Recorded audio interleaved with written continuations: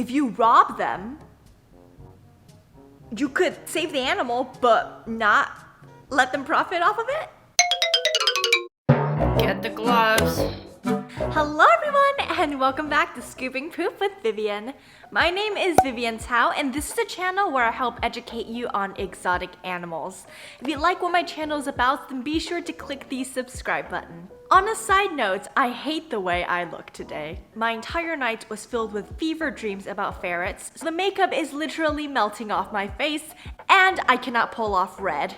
So yes, I am completely fully aware I look like a bucket of hot trash today. Anyways, in today's video, we are going to be talking about the extremely cruel and unusual practice of tattooing pet fish. Just as a quick disclaimer, people seem to get very weird and defensive and scary whenever I do a video discouraging you from buying something. My disclaimer is that you are allowed to buy whatever you want, except for like drugs. However, I am simply here to inform you that probably it's not the best idea to be supporting a practice that's actually really cruel and painful to these animals. So, what the heck are tattooed fish? Essentially, these are pet fish that are altered with ink in order to change their appearance and appeal to children.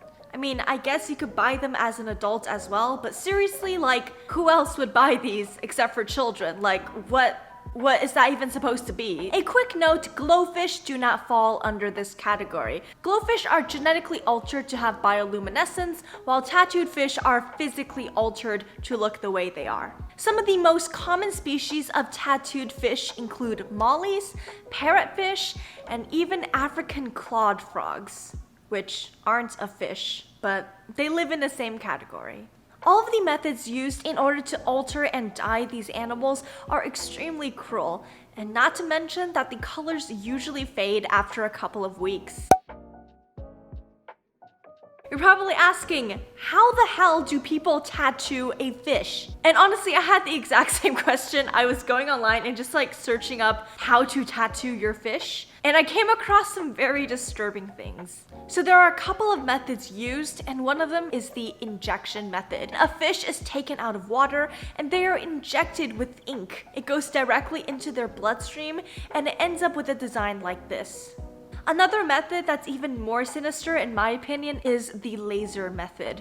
Essentially, a fish is taken out of water and a carbon laser is used to draw designs on them. And lastly, there is the dip dye method, where a fish is soaked in a chemical solution that removes their slime coat and dipped in dye. It's just insanely vile, and this is actually how they dye African clawed frogs. I've seen these for sale before, and they're labeled as tutti frutti frogs. What an insult to the LGBT community. No, but seriously, these animals go through a lot of pain and suffering just to look different or quirky. So why is it bad to tattoo living creatures? Common sense tells most people that tattooing a live animal is cruel, but just in case you aren't fully convinced, here are the reasons why it is so bad. First of all, with all of these methods, they strip the fish's slime coat. A fish's slime coat is essentially a coat of slime. It is a barrier that helps protect the fish. It is a vital part of their immune system, and it helps fight off bacteria, fungi, and also parasites. When a fish is taken out of water for a long period of time, human hands are touching them and lasers are touching them, their slime coats will be completely wiped off. And eventually, when they're put back into the water, where there inevitably will be bacteria and fungi, their chances of getting an infection is so much higher. Not to mention, all of these methods cause extreme stress. Can you imagine being held underwater where you cannot breathe and people are jabbing at your skin with needles? I'm sure that's somebody's fetish. But in most cases, that is uncalled for and very distressing to all living creatures. There goes my phone. And contrary to popular belief, yes, fish absolutely do feel pain. There have been numerous empirical studies that show that fish have a nervous system and react to pain in similar ways that mammals do. Oftentimes, certain animals, such as fish and reptiles, and other creatures who cannot emote with facial expressions get left out in animal activism movements because they cannot physically show that they are in pain. And last but not least, it is simply unethical. We are exploiting animals for decorative profit. There's literally no benefits to tattooing and dyeing an animal except for it to be more marketable for children.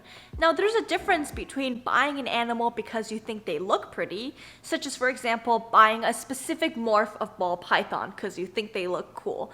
That's completely fine, but when we are physically harming an animal just to change the way they look so they appeal to the masses of 3-year-old minion-loving children, then that's a different story.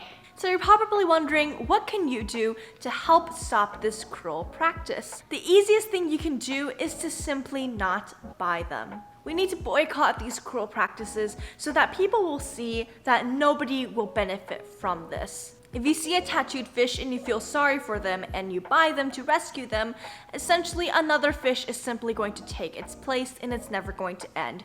If you can show people that nobody's going to be profiting off of this, then eventually it will stop. And yes, I know that awful feeling of wanting to rescue a specific animal.